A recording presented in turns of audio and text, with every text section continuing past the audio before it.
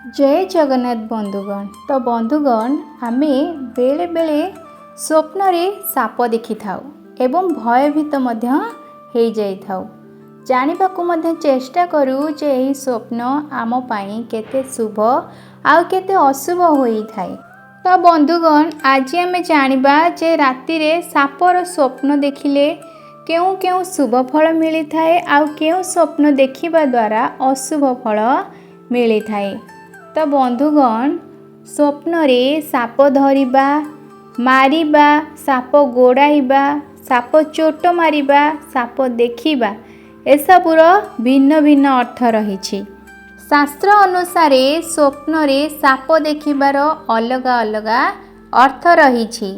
पुराण शास्त्र रे साप विषय रे विभिन्न विषय रे उल्लेख रही। साप केतेबेले देवतांकर प्रतीक होइथिबा बेले आउ केतेबेले मृत्युर प्रतीक होई थाए। तो बंधुगण वीडियो को आरंभ करने पूर्वरु कही रखिबी जदि चैनल नुआ अछंती दयाकरी चैनल को सब्सक्राइब करंतु आउ वीडियो को गोटे लाइक निश्चिंत करंतु। तो बंधुगण एबे आसंतु जानिबा जे साप स्वप्न देखिले केउ संकेत मिली थाए। तो बंधुगण जदि आपण स्वप्न रे धला रंगर सापर स्वप्न देखंती तेबे आपण को धन प्राप्तिर सूचना देई थाए। जदि आपण स्वप्न रे साप कामुडुथिबार देखुछंती तेबे एहा आगो को आसुथिबा संकटर सूचना देई थाए। तेणु आपण को सतर्क रहिबाकू पड़ी थाए।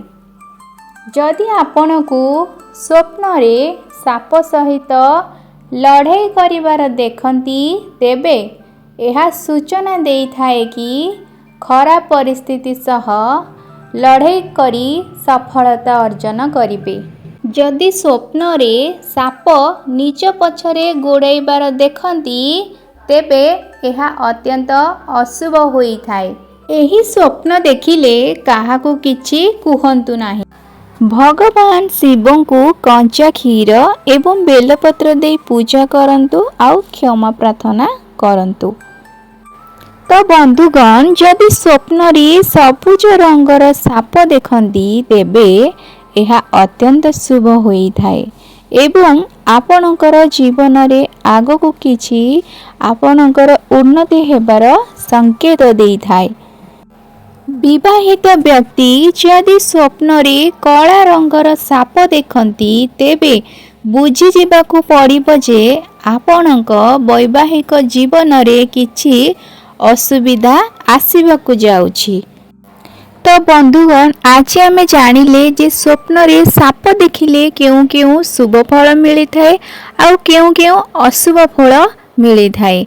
तो बंधुगण स्वप्न रे साप देखिले केउ सब संकेत देई थाए ताहा आज आमे जानिले।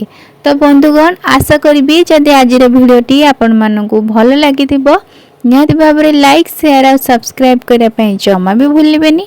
पुणी थरे कहि रखिबी चैनल से एमदी जोड़ी होई रही थांतु आगो को एभली वीडियो देखिबा पई। आजिर वीडियो एतिकी रहिली। जय श्री राम।